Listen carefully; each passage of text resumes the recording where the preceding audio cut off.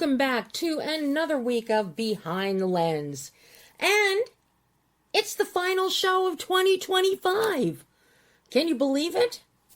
I'm Debbie Elias, film critic, creator, and host of Behind the Lens, where we go behind the lens and below the line with those movers and shakers, the film and TV makers, those producers, directors, writers, actors, cinematographers, production designers, costume designers, film editors, sound mixers, VFX gurus, stuntmen, composers, and in the case of this week's show, and my special guest, a man who's a producer, director, writer, and actor in his latest film, Speed Train.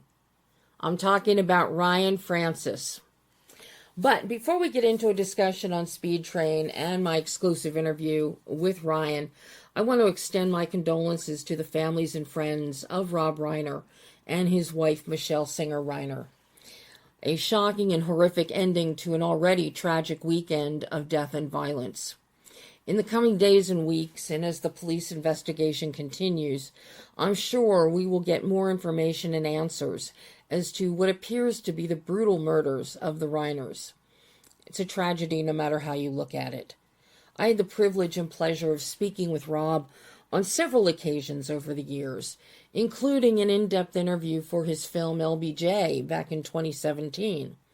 I'm still trying to process this tragedy, but I can't help but reflect on something that Rob said to me about film and, in essence, life. Quote, "The one thing that has been totally surprising to me is the lens in which you view something. There are films that you see when you're young that you loved, and those films, either when you get older you go, what was I thinking? That's a dopey film. Or they get better. You even appreciate them more because of your maturity. You bring that to watching film. I know for me there are certain films like It's a Wonderful Life. I love that film. And as I've gotten older and appreciated life more, that film took on more meaning for me." End quote. Rob, you had a wonderful life, and you gave us a wonderful life through your films, your activism, your kindness, and your joy. That lens will never change for any of us. Rest in peace. May you sing with the angels on gossamer wings. Well, now for the business at hand. This week on Behind the Lens, Speed Trains and Ryan Francis. I've had the pleasure of knowing Ryan for over 2 decades. I reviewed his first short film, multiple films thereafter, feature films. I interviewed him. And over the years, he's moved from being an actor in front of the camera to going behind the camera into directing and most recently also producing. And now he brings us a fast-paced, entertaining, futuristic film that posits some interesting questions for us as individuals and a society. And that film is Speed Train. Speed Train is set in a distant future where tech reigns supreme. A disgraced tech genius hijacks a bullet train and uses the brain-chipped passengers as weapons. As chaos erupts, rebels, cheerleaders, and an FBI agent must battle AI threats and mercenaries alike. With time running out, they fight not only for survival, but to reclaim their freedom from a world slipping into digital control. Speed Train is directed by Ryan. It's written by Ryan and Judah Ray, and it stars. And this cast is amazing.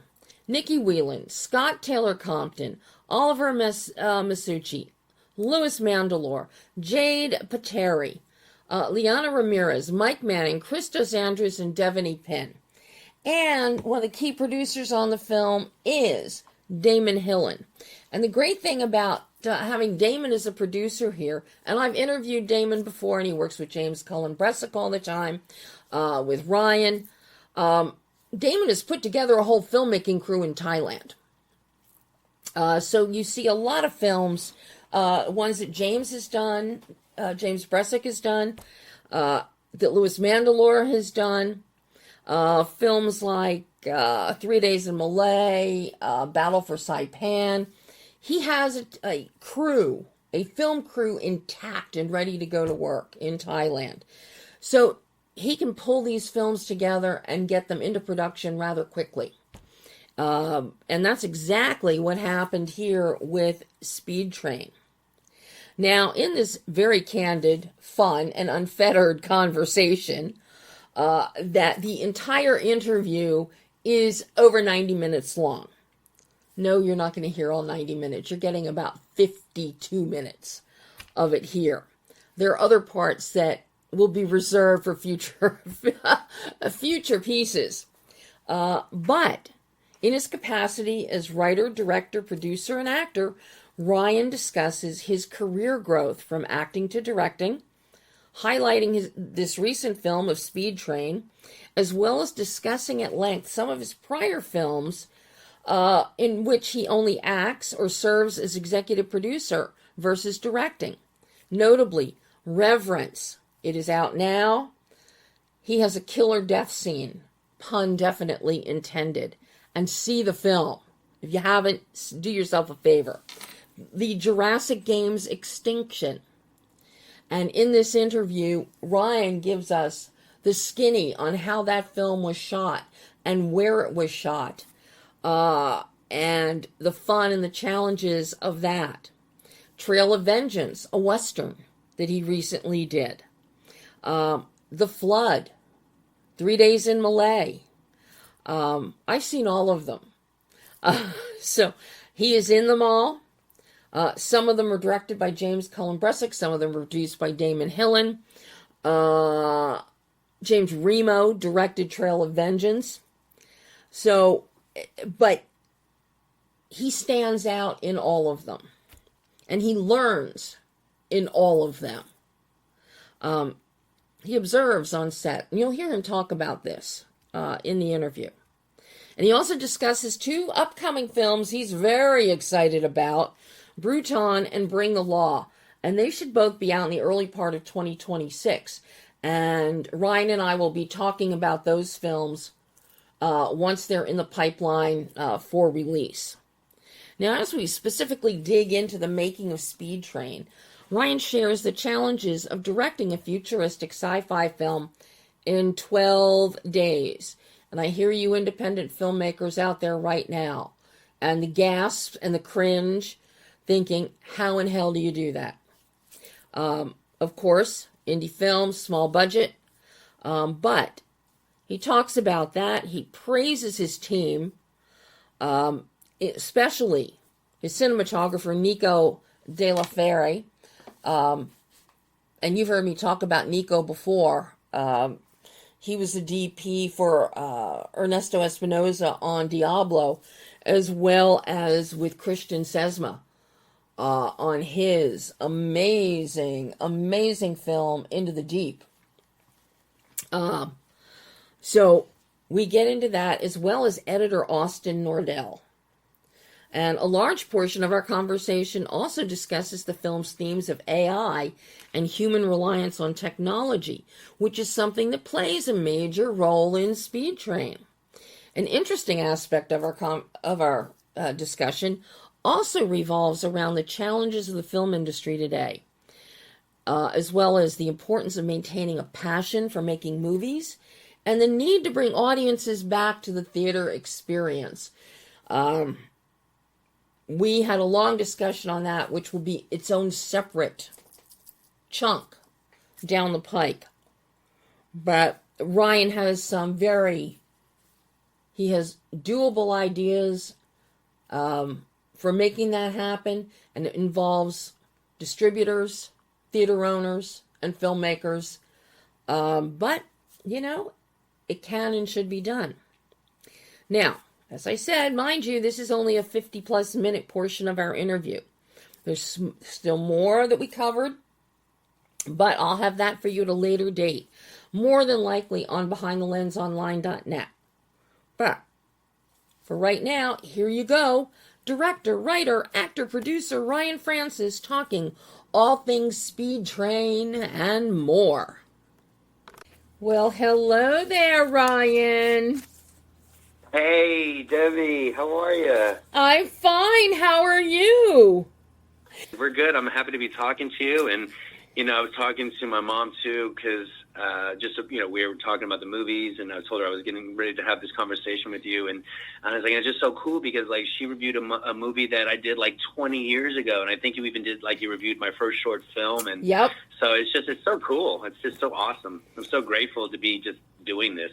And I have seen, I think, probably 90% of everything you've done since Straight Into Darkness. Wow. And that was, 2004. So, oh my gosh, that's crazy. Yeah. Wow. And to see your growth, Ryan, as an actor and then moving into directing, it gives me such joy. Oh, thank you. Yeah, it's been so cool just like being able to, make a living in entertainment, doing what I love. I'm so grateful every day that, quite frankly, I've never had another job in my life. This is all I've done since I was 5 years old. And it's just such a dream come true. And, every day I pinch myself, really. It's just so cool. Well, I'm tickled beyond belief that here you and I are 21 years later, and we're both still around. I know, totally. And you've totally, leveled up as well. And, God, I can't believe how many movies you watch a year and then not just that, but review them, write on them, talk to the actors and directors. It's just like, I couldn't do it. It's so much. I see, no lie, and George Pinocchio could tell you this too. I see over 1,000, if not over 1,100 movies a year. No, I know. And then if you add that up for as long as you've been doing this, it's insane, Deb. It's, like I said, I could not do it. And I love movies, but gosh, you are something else. Yeah, this is my 44th year working as a critic, and I start my 45th year February 1st. Wow. So we're actually on almost exactly the same timeline because I started when I was 6, and I'm about to be 49 next month. So, 43 years. I'm just a couple of years behind you. Wow, look at us now. Look at us now. We have survived. And we have survived. And we're still here to even through the pandemic. You did it. I'm so happy for you. I love that you're still doing it, and you've leveled up, and like I said, you're doing the podcast now, and no, it's super cool. That's why I was just kind of getting giddy with my mom about it, because I'm like I've known Deb for she interviewed me over 20 years ago. It's and here we are doing it again. It's so cool. What I love is watching your growth. Especially as an actor, you've been on a roll for quite a number of years now, through the pandemic with these films. And you got yourself hooked up with Damon and the whole little Thailand team. And Bresic, and then you've got Nico, who's your DP on this one, and you've got Austin as your editor. Yeah. So to see you directing a film with this Thailand team, of which you've been a part of, with 3 Days in Malay and Trail of Vengeance. And, of course, one of my favorites that Bresic did was The Flood. I love that one. Yeah, what's kind of funny is that actually turned into kind of like a mini hit. I had no idea, but, the Lionsgate said that they had, I think it made 5 or 6 million. It was I was like, really? They're like, yeah, people really, really had fun with it. And I'm like, okay, that's cool. Well, even Jurassic Games Extinction. I thought that was a lot of fun, and it was also very visually creative. Yeah, we literally filmed that inside a room that was maybe 1,000 square feet. Literally, all inside one room, all in front of an LED wall. The whole movie, every single frame of that is inside a 1,000 square foot room. Oh my God, Ryan. I know. That's why I was so impressed when I watched it, because I was there. And I remember when I first walked in, and I was like, okay, this is it?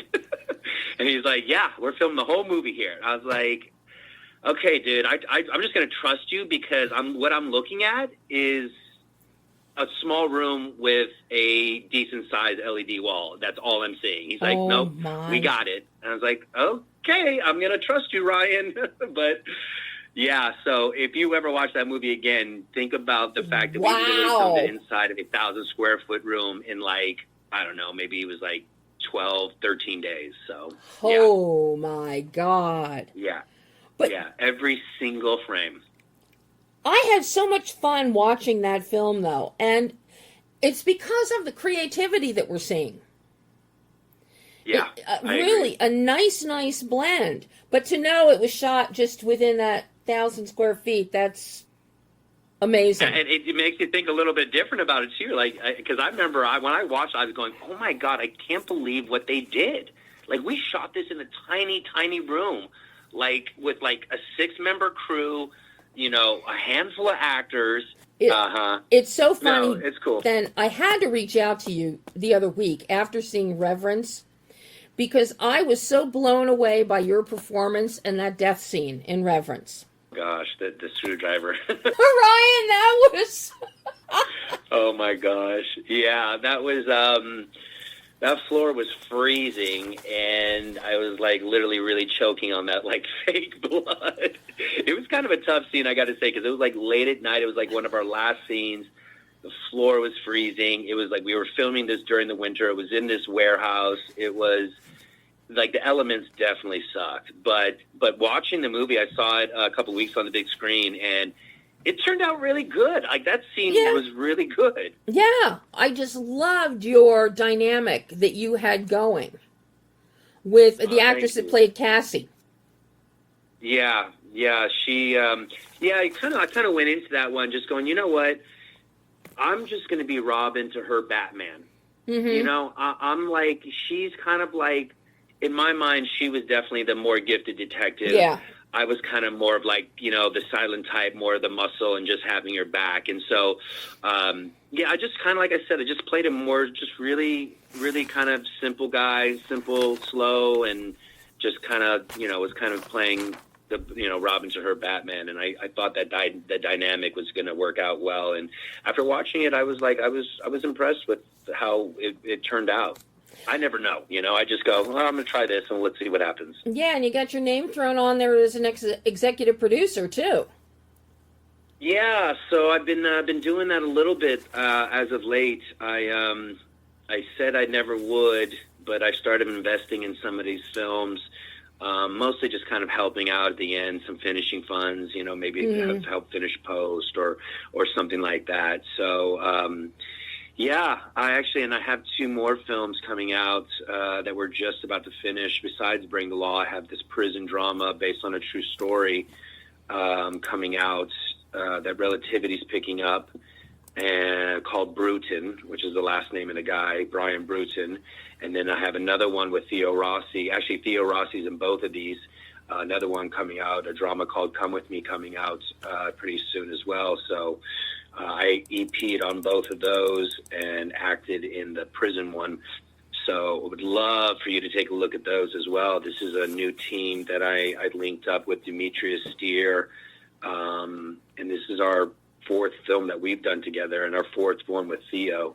The one with Come With Me actually reunites him and Ron Perlman. So it's also a drama. Would love to hear your thoughts on those as well when the time comes. Well, number one, you can't go wrong with Ron Perlman in anything. Oh, he's the best. He's so good. And I got to tell you, Theo Rossi, I really like Theo Rossi as an actor. Mm-hmm. He can play such a range. I loved him. I first really took note of him in Emily the Criminal. Yeah. Uh-huh. And he doesn't come across as a down and dirty bad guy. He's just a little bad. But he's likable. Right. He's so likable. Yeah. So no, I agree. Even though all his characters, even like on Sons of Anarchy and some of the other kind of like bad guy characters, you always kind of feel for him. Yeah, there's just something about Theo that you do like him. There is a certain degree of empathy that you have for his character and his performances. Yeah. that's really interesting. So no, I will be on the Great. lookout for these other films, Ryan. Yeah, yeah, definitely. Because that's going to be coming up within the next probably like few months or so. I should finally, hopefully, hear about a release date. And now you producing, but you're also directing and you're acting. I can't imagine you as a director directing a totally AI film. Well, I mean, no. And as you see, this movie that I wrote with Speed Train, talking about the AI and kind of showing a little bit about like how scary this can become. Yep. Like it's already been in my head that like, I mean, even like, we go back to Terminator, right? Or like, any of these like sci-fi movies that talk about like the future AI stuff, people were kind of laughing at it before, but like, it's right around the corner. Yeah. Like, it's not that far off, it's kind of scary. But one of the great things with Speed Train, you've got a great line in there. AI cannot hack AI. That line is so powerful.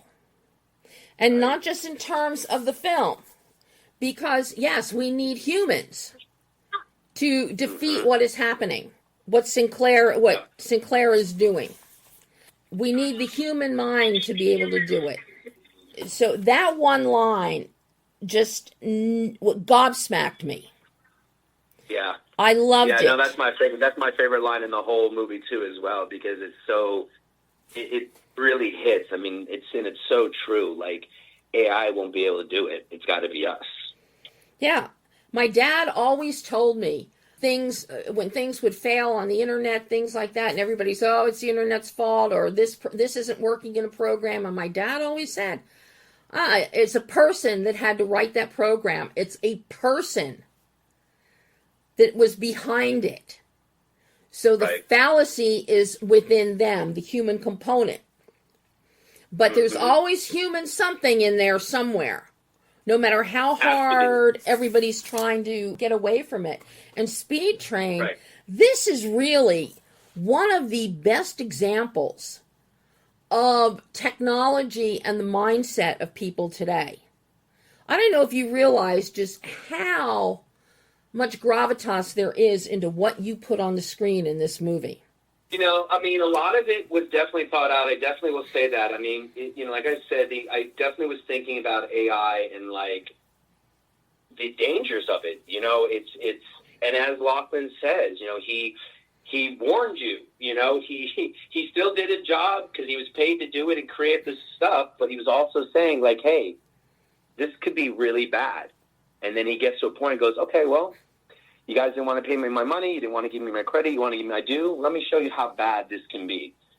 So, I mean, a lot of it was very intentional, trying to bring a little bit of, a thought, thoughts to people's minds about, what can really, sure, it simplifies your life, but you're also losing a lot of stuff by having stuff done for you. And also, if things get too far gone, I mean, crazy shit can happen. Well, I love a lot of the visual touchstones you have, the whole idea of people with chips in their head. And this takes Buffy and the Vampire Slayer and Spike with a chip to a whole new level. Right. See, I am old and wise and well-preserved and have seen all these things. I was going to say, wow, you really pulled that one out. You pulled that one out of the hat. I love Buffy the Vampire Slayer. I still do. Gosh, I'll tell you, Josh tried to bring me in so many times to read for that, and I just never, it didn't connect with me, and I kept thinking about the Luke Perry movie, and I was just like, I don't want to go read for this. Finally, like this last season, they're like, Josh really just wants you to come in and read for something. He's like, this is bullshit. Just go in and meet with him. So I did. I finally went in. I finally ended up doing like one of the season finales, part 2 of the season finale. Yes, and I was did. Just like, God dang it! Why didn't I come read for this way earlier? Well, why was I being such a snob? This show is freaking great.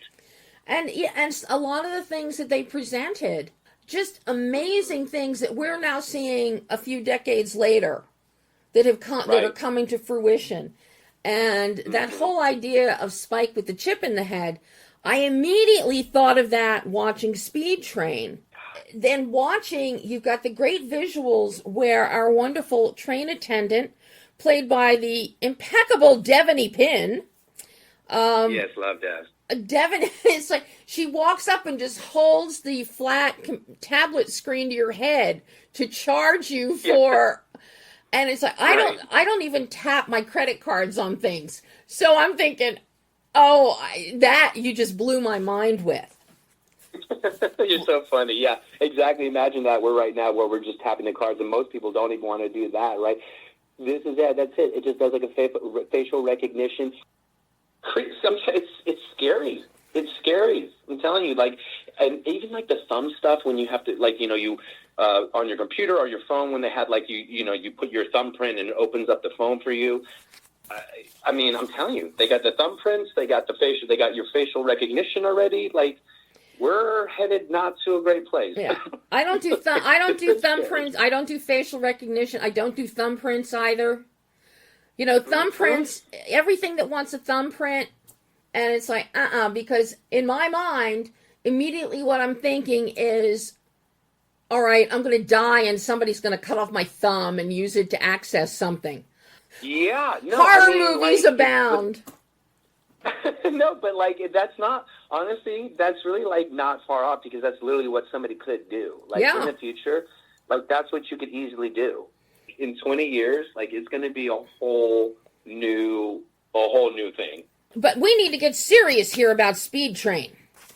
Okay, yeah, sorry. We're just, like, totally catching up. I know. Okay, let's get into it. Let's get into it. But Speed Train opens up so many doors and windows, even though the train does not, because otherwise it will just explode from pressurization. Exactly. Now, how did this one find its way to you? I know Judah wrote it. I know Bresic was in there somewhere as well. So how did this make its way to you? Yeah, I mean, honestly, it's we had done, I'd done the 2 other films at that point, 2 or 3 films with Damon at that point. Mm-hmm. We did 3 Days, we did The Flood, mm-hmm. and I Trail think of Eyes in the Vengeance? Trees. Yeah, Trail of Vengeance was, that was one I did in that was the Western, right? Yes. That was the Rumor Willis one? Yes. Yeah. That was in Arkansas. I don't think that wasn't with Damon. That was with Johnny Remo. That's right. Yeah. But this one, we had done a few films, and I was just like, Damon, let me direct one. I was like, I want to direct one. He's like, okay, let me see what I can find. And so he brought me this script called Speed Train that James had wrote with somebody else. And as I was going through it, I was just making changes. And then I finally was like, Damon, can I just pitch like a whole new concept to you? And he was like, oh, man, we already got this whole script. Can't you just do this script? I'm like, yes, but no. Like, let me just pitch you something. So I basically pitched him, still using the Speed Train title. But I was like, let's set this in the future, and let's have it where basically, in a nutshell, it's like a bunch of cheerleaders are going to join forces with the rest of the train to basically fight these bad guys. That was kind of like my pitch. He's like, oh, gosh, how long is this script going to take? He's like, I want to go do this now. I'm like, well, just give me like 30 days. So I wrote something in 30 days. And I sent it to him, and he's like, oh, man, this is pretty good. This is pretty good. All right, let's make this. But I want to send it to my buddy Judah. I want him to make a pass on it. I'm like, all right, yeah, that's great. I'm not really like a writer anyways. Like, let's get it to like someone who's actually a writer. So then Judah came in, and he put his mark on it, and we kind of collabed back and forth. And, within the next, that took us maybe a couple of weeks. And then by that point, we were basically just about ready to jump on a plane. So I already had written we had worked with Scout and Nikki before and Louie. So when I was writing it, I was already writing it with them in mind. Mm-hmm. And and then so that was kind of our core group was Scout, Nikki and Louie, and Thailand, and a train. And basically that's kind of what I wrote the script based on. I mean, James really just had written this original script called Speed Train, and Damon just loved the title and I guess had owned the rights to it. So, but I as much as I was enjoying James's script, it just wasn't, I don't know, I needed to just do something else. And so like I said, I pitched him the idea of, cheerleaders banding together with a bunch of the, other people on the train to, basically take down the bad guys. And then from there, just kind of got into the whole AI thing and, other characters that as along the way, I was writing for specific people like Mike Manning and, Christos. And so I just started kind of specifically writing for certain people. And, before I knew it, we were on a plane to Thailand and we shot this movie, I think in, I want to say 10 days, but maybe it was like 11 or 12. But I know it was like less than 2 weeks. I know that. I think it was like 2 5-day weeks. And then I think 2 days after that. So I think it was honestly, I think it was like 12 days that we shot this futuristic sci-fi film and with all these fights and all these actors. And I still don't know. It was like a blur. I don't even know how we did it, but we managed to do it. And it turned into like a, really kind of fun movie. My idea too is always like, I want this to feel like a futuristic film that was like made in the 80s. Like I wanted to kind of have that kind of like 80s kind of vibe. Not like it was set in the 80s, but like if a movie was made in the 80s about a movie that was set in like 2025 or 2030, this is what that would be. Mm-hmm. Well, it's definitely... And, it was exciting. We had a lot of fun. One of the great things you have going for you here, besides your cast, which I'll get to in a minute, is you're working with Nico as your DP. Nico can shoot anything. And, I mean, he has been DP with you as an actor before. So it's amazing. So you're working in one of the challenging things here is you're working in close quarters. Because the train car is roughly 6 feet across? Yeah, I mean it was it was probably about, I think it was 6 to 8 feet wide and like probably like 15 feet long. Like and that's maybe even stretching it. But the thing was, even before I shot it with Damon, I said, look, Nico has to shoot this. We have to have Nico do this for like so many reasons. It's action, it's tight quarters, it's going to be handheld. Like I need a workhorse. I need a guy that knows how to really do everything. And so he was like, all right, let me just check his availability. And quite frankly, he was working on something at the time. And we literally had to, this is terrible, but we literally shut down the other film. I don't even know how Damon did it. To get Nico. Wow. Because, again, it was only going to be for, I think, like I said, it's like 12-day shoot. Right. And I think something was also going on with that other film. It wasn't like they were a smooth production and then we literally halted them. Something was going on, but low, and, I don't even know if you can put this out there, but, yeah, we literally, he somehow got that other film to shut down so that Nico could come play with us for, 2 weeks.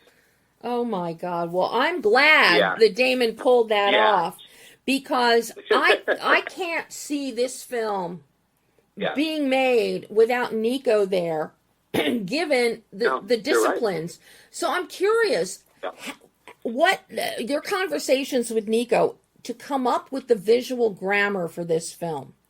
Because even though we're looking at something that's 6 to 8 feet wide and maybe 15 feet long, it's a long box is what it is. You have no windows. No windows. Yep. And it's all one color tone for the train itself, the interior. There are a few tables scattered about. But how did the two of you develop the visual grammar? And I love that you went handheld, and you couldn't have done it any other way.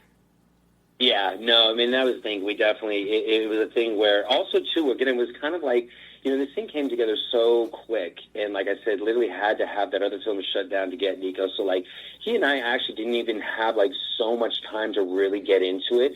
But what we did discuss was really, obviously, was understanding the room that we had to deal with while also having furniture and actors in there. So, we obviously decided that the handheld was going to be a big part of it. And then we also were going to go 2 cameras so that we could get, max amount of coverage and shots within the time frame and budget we had. But the thing with Nico is, he's so, just a natural at what he does besides knowing, the specifics of technical stuff. he's just a real natural with the camera in his hands. So working with him, working with the fight team, working with the actors, you know, it was really a real collaborative process that happened, quite frankly, like on the day. Like there wasn't a time to really plan everything out so that as we should, unfortunately. So a lot of it was literally like on the day or like the night before.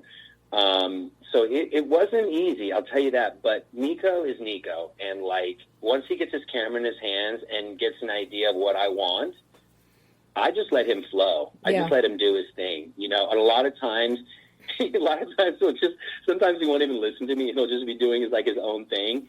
And I was like, Nico. And then I'll watch him like, good job. Yes. Well, I'm getting ready to yell at him. And I'm like, Nico, that's not what okay, no, that's great. Nico is very nimble. He's very nimble. And he can see things. I mean, he did this. I talked to Ernie Espinosa about him because he was DP for Ernie on Diablo. And also Christian Sesma on the fantastic film Into the Deep. Yeah. And that's, everybody is like, Nico sees what isn't there. So he knows how to and he knows how to capture what isn't there and bring it to the light. And I'm telling you, and like, you know, his English is fine, but it's not his first language. Right. You know what I'm saying? He's Italian, he's in Thailand, and we're speaking English. So, look, it's not that he can't speak English, okay, but it's not, you know, it's not as fluid as you would think. Yeah. So there's that. But like I said, Nico's just such a natural that, like, he'll just start doing something, and at first you're like, Nico, no, oh, yes. you're like, what are you, yes, that's great. That's fine. I don't know what I was thinking. You're right. How challenging, because you have some great hand-to-hand combat sequences happening here. How challenging was the stunt work here? Because, again, you have a limited space, but some of these moves, and as you're passing off from person to person, and you've got Scout and Nikki in there, as well as Jade and Liana. Yeah. So this is very complex. So obviously you weren't doing any oneers. This had to be pieced. Yeah, it was. No, it definitely was. But the good thing about those gals is that, like, even before, like, I knew who I was hiring. So I knew that they would be up to it. I knew they could do it. So that was already there. I knew that. Although Jade wasn't really trained, and neither was Scout. Nikki had done some training, and Liana had done some training. I just knew that they were athletic enough, and they had done stuff before that they'd be able to handle it. But having, again, the language barrier out in Thailand, you know, and not having enough time to really, like, rehearse, it was really difficult. Like I said, a lot of the stuff was on the fly, in the moment. You know, trust me, the girls were not happy about it because they didn't really have a lot of time to train, didn't have a lot of time to go through all the moves.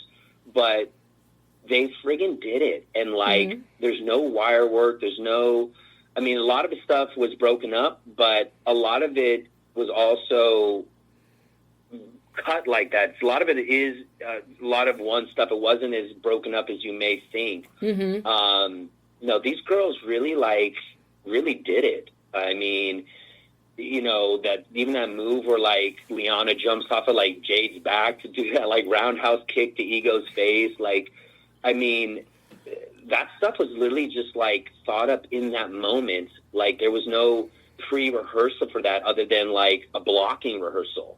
Like, I'm telling you, these girls, they just were just awesome. We didn't really have a lot of time to do any kind of training, and like I said, the language barrier was a tough thing. We ended up actually having an American choreograph guy come out as well, but then there was, like, that dynamic of, like, what he wanted to do, what the Thai team wanted to do, what the girls wanted to do. It was tough. It was really tough. But again, having a guy like Nico, having these girls that are super professional, like, it was, I really leaned on those guys to really just trusting them to do what they do. But I'm telling you, it was difficult. We didn't have the time, so I'm glad it just turned out the way it did, to be honest. Well, and I have to tell you, the one move that you mentioned that Jade and Liana did, the fact that they were cheerleaders, that was like a typical cheerleader setup. So it flows, and it worked really, really well. And Thank you. I mean, that definitely was something that we mentioned, was that, like, look, and then there's also, like, that kind of cartwheel, like that double cartwheel. The cartwheel, yeah. Yeah.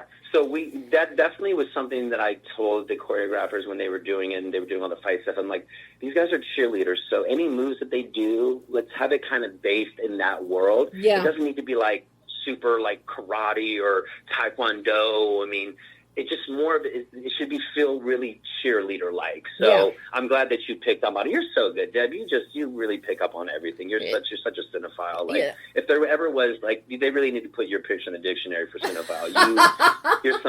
You're something else, kid. I'm telling you. But I love the fact that you had cheerleaders, because also you break the cheerleader mold by having Heather be so damn smart. Mm-hmm. Yep. The character is so damn smart and tough, right? I Yeah. mean, that's exactly it. I mean, it's not your typical cheerleader. Yeah, that was something as well. I didn't want them to just be like, "Oh, I'm so pretty and I can do backflips." Like, no, these girls are badass. They've got moves and they're smart. I just think it worked so well. But yeah, I love the cheerleading moves that are worked into the choreography for the girls. Works well. You break the stereotype of cheerleaders, and you have them being smart, one super smart, just really well done. Now, I'm curious, did you have just one train car? Did you use a train car? Did you build this out? Because then you also have the prison. You also have the prison car. Right. Yes. So we built, it's all hand built, all shot in the studio, all one location. Wow. Yeah, we built that cart. We built 3 carts and repurposed 2 of them to make a total of, I think, like 6. Mm-hmm. So we have the lounge, which was the lounge one, which was itself 1. Then we have cars 1, 2, and 3, which I believe we redid. So I think we only had 2 carts. 2 like cars, one that was a lounge that didn't get repurposed. We had the one that repurposed for like 3 or 4 of them, and then we had the control room that served as a control room, and then I think it served as like a storage room when the mercenaries show up. Mm-hmm. So I think we only had like 3 or 4 carts that were like repurposed multiple times and redressed. And I have to compliment you on the prison car, and here again, Nico's work.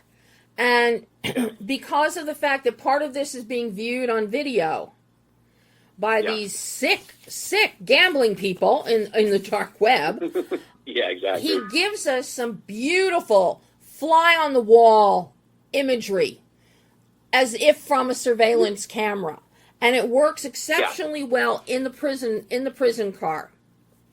Which just... Yeah, totally. Just trying to open it up some more, right? Because just being so relegated to just, like, the one room and the one car that, we needed to kind of, just have some different views. I mean, there's no windows, right? There's no, you're not really seeing too much other than there. So having the chance to have the CCTV and have a different angle, to kind of also have that detached, like, viewership as you would be one of the gamblers on the dark web, it kind of puts you in their shoes and what they were seeing. And this is a really interesting aspect of the film, the gamblers on the dark web, because you also had to shoot all of them as they were wearing their VR goggles. Yeah. So that they're doing the motions for the prisoners who have the chips in their heads.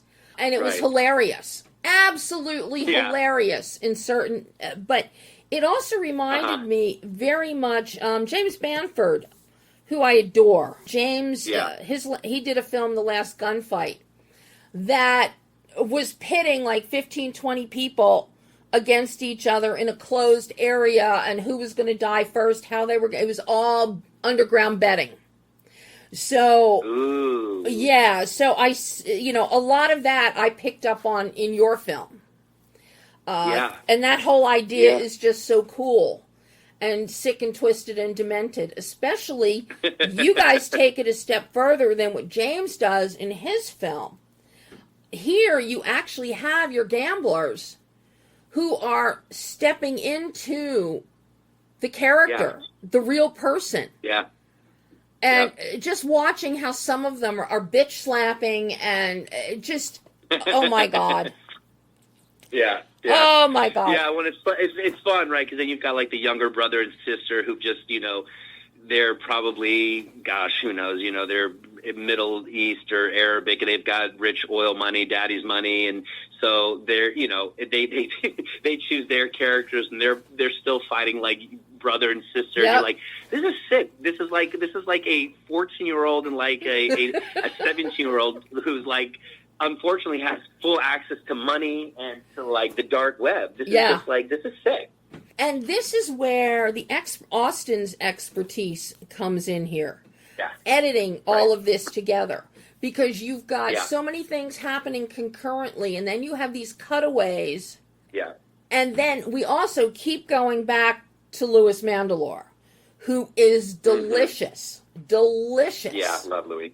Yeah, great. In this role. So great. Just amazing. Yeah. So I've got to ask, how challenging was the editing process for you and Austin to put this together? Because it's tightly cut, it moves, we have some breathing room, and we never lose track of the who, what, when, where, why, and how.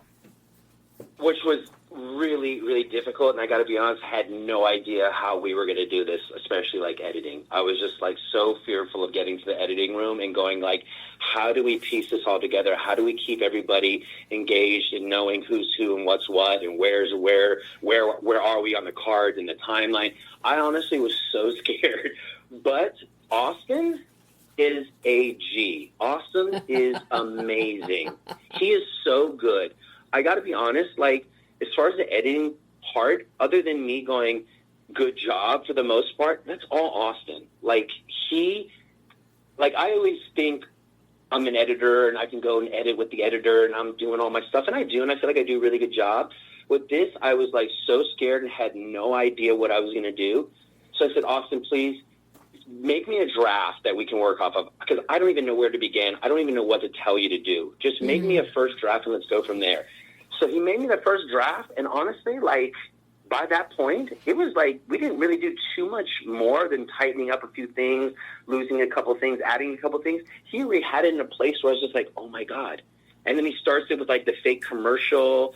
Like, I mean, that honestly, it's all Austin. I don't want to take any credit of it all for any of that. Like, it's all Austin. Austin is the man.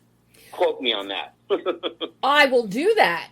But, what's so funny is because we also get humor in here, and a lot of the humor comes from the news people reporting on this. That one reporter in the Oklahoma City station, my God, one of the worst reporters I think I've ever seen in my life. And this also opens up another area for thought about this film and conversation is, are people so programmed by these chips and so reliant on them that they can't put a sentence together with emotion in it themselves?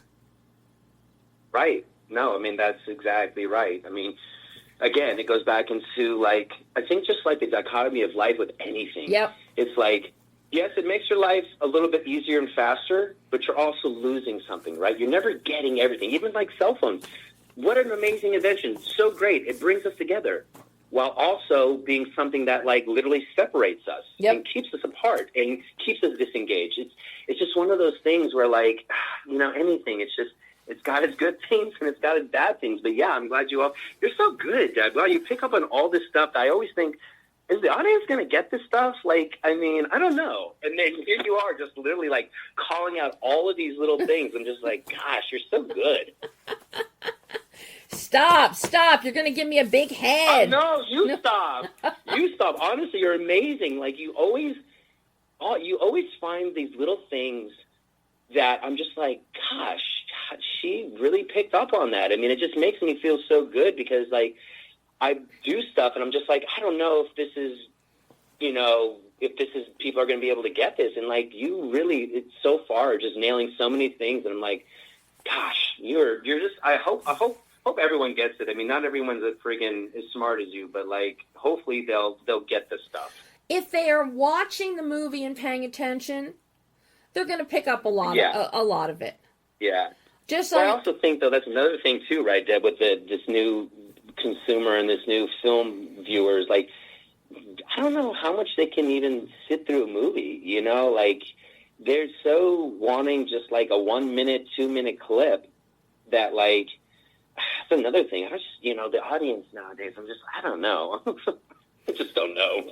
There's still movie lovers out there. I just feel like it's just getting farther and farther away. Like, seeing Reverence, I had seen it like on my TV at home, and then I watched on the big screen with people, and I'm like, it's a whole different experience that, like, since COVID and just even in general, like, these kids, like, I don't think they don't know movies. Like, we used to, like, stand in line for, like, a Return of the Jedi, and, like, there would be massive lines, and, like, you had this experience in a theater with other people, and it's not happening anymore with the cost of, like, tickets and popcorn and drinks, and then when COVID happened and, no one was going out to, like, it's so, I feel bad for kids growing up. They're never gonna.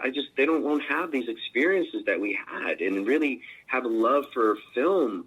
Not that it's dead, and there's still people out there, but it's, like I said, even with like the AI stuff that's happening, like, we're getting farther and farther away from the visceral communal experience of movie going.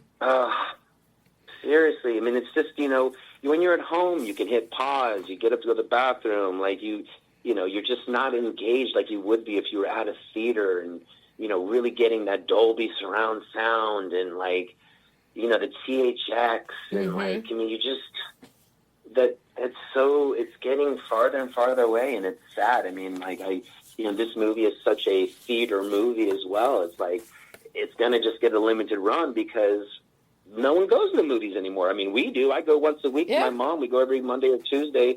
We've got the Stubs, app tickets, and we get 50% off and this and that. So we go once a week.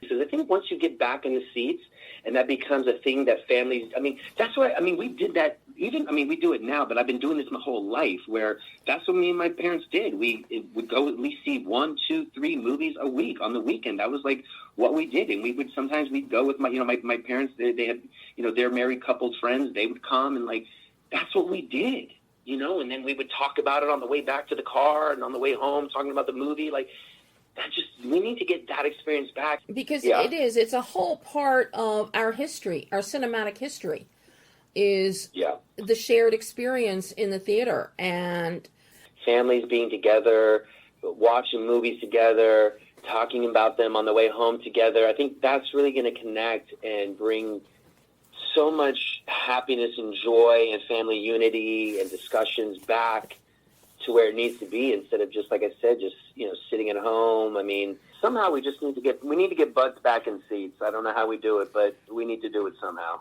Now, I have another film question on Speed Train for you. Yeah. And it is your visual effects, because you do have visual effects happening here. Yes.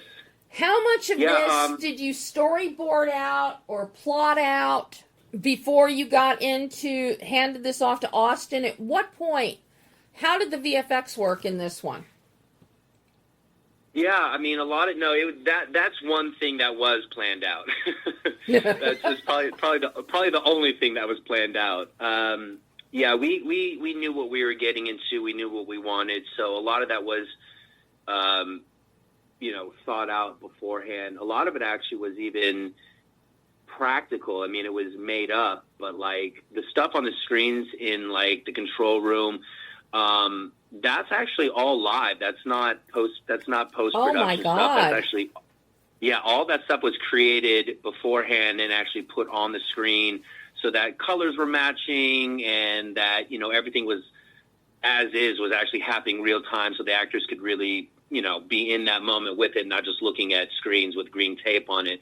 So, all that stuff was practical, other than, like, the stuff where Louis is, comes in after. That was pretty much the only stuff that was kind of added in after. But a lot of that was practical. The trachea being torn out. A little bit of blood was added after a little bit, but that was practical. That was handmade. That was dripping real blood. So a lot of that was, like I said, that's probably the only thing that was really kind of planned out. Wow. Yeah. So, this was such an ambitious project, Ryan.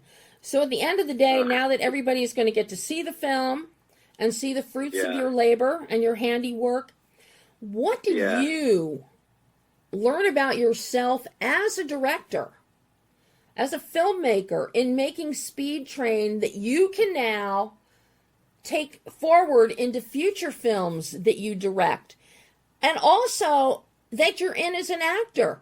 Has the direction of this film impacted your perspective as an actor? Yeah, I'd probably say that. I would probably say that to not be so ambitious. Actually, I really feel like we definitely bit off a lot, and again, making a futuristic sci-fi film with not a lot of money and even less time was probably not the smartest idea. So I don't know. I definitely learned a lot as far as being able to handle working with. There was a day where I think we had 100 people on set. Between actors and crew, which was a lot of people for an independent film. So I think the thing that I learned most was really just kind of, one, patience, and two, really kind of just trusting the people that you've hired to do what they do. I'm not the type of director or even a person who comes in and doesn't believe in collaboration or thinks they know everything. So definitely hiring the right people, really trusting them to do what they do, is definitely something that I will carry on to every other film that I do. I think, honestly, not to down or overplay it, but there was it's a futuristic sci-fi film. Shooting something like that in 12 days was just not a lot of time. So I don't think I would do that again. I think I would be a little bit smarter and be like, if we can't have at least 20 days to do this, maybe we don't do it.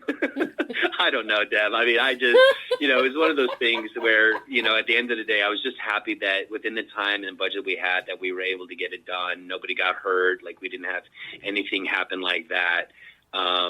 So, yeah. So is Damon going to give you another film to direct? Yeah, we definitely, I already wrote another script for Thailand. It's an action, romance comedy, kind of like, Jewel of the Nile, or Romancing the Stone. Something along those lines. So I definitely have something planned up to go back to Thailand with the team. And then there's another script that he pitched to me that potentially will happen this year. And then Louis and I just talked about a prequel to Hellhound.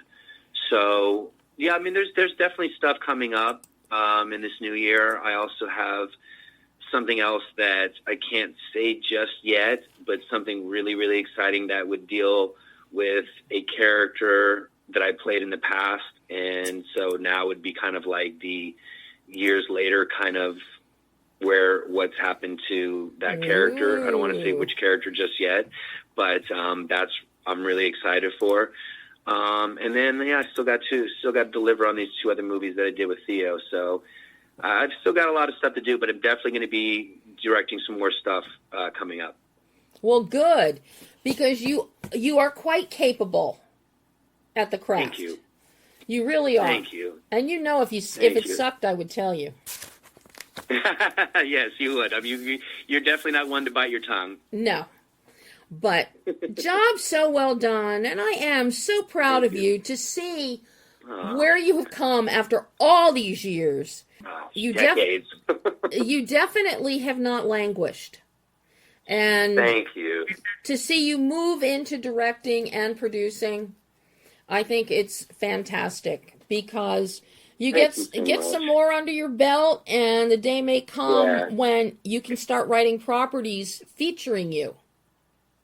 Yes, I mean, that's definitely something I've been thinking about. I know that getting into this, I wanted to act with all these people. I wanted to act in this movie, but I also was like, let me just focus on this now. Let me get the directing to a point where I feel comfortable enough to step out of that into something else, and then be able to step back into it. So I definitely see that in the future, and I'm happy to be directing and producing just because I love making movies so much. You know, I think that's, at the end of the day, it's always what I've always wanted to do.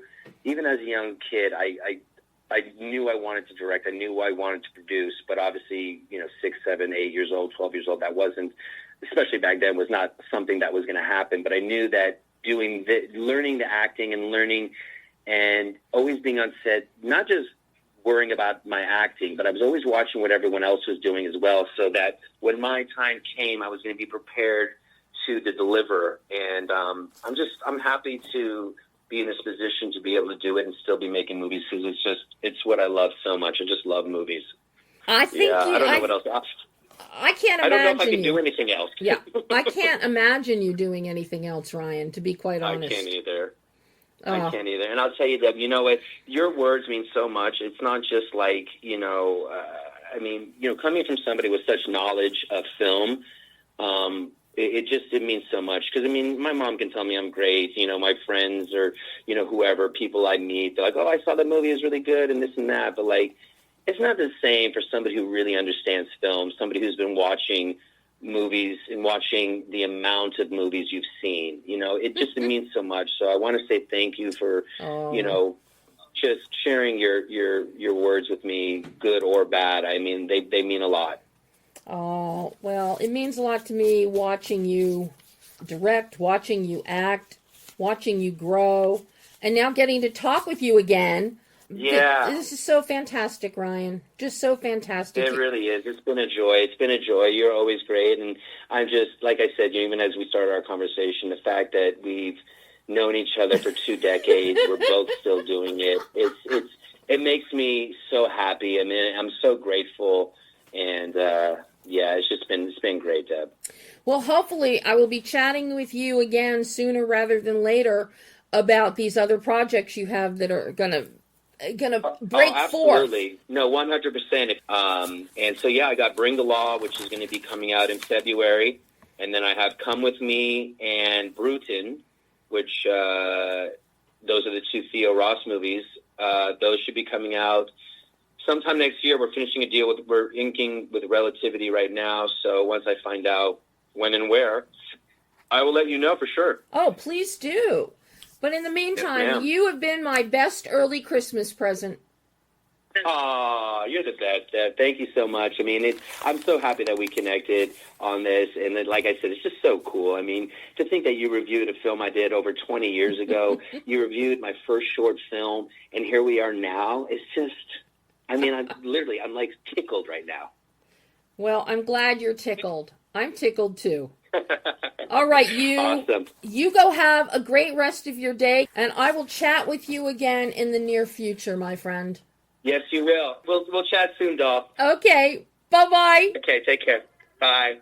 And that was Ryan Francis talking Speed Train, a film you can see right now in theaters and on demand. And that's it for this week's show and this year's shows. If you missed any episodes, you can find them all on BehindTheLensOnline.net, on Podbean, on iTunes, multiple other podcast platforms, I think about 20 different platforms, and of course, on the Behind the Lens Online YouTube channel. But never fear, you haven't gotten rid of me. I'll be back on January 5th, 2026, to kick off year 12 of Behind the Lens. And it will be with my guest, my friend, Rick Roman-Waugh. And we'll be talking about Greenland migration. And you think my 20 plus years of knowing Ryan Francis is a long time? How about over 40 years that I have known Rick Waugh and his brother Scotty? I even knew their dad. So, I can tell you right now that it's going to be a great kickoff for year 12 on January 5th. But for right now, check out Speed Train. So until January 5th, 2026, have a safe and happy holiday season. Go to the theaters. See lots of movies. I'm Debbie Elias. This is Behind the Lens.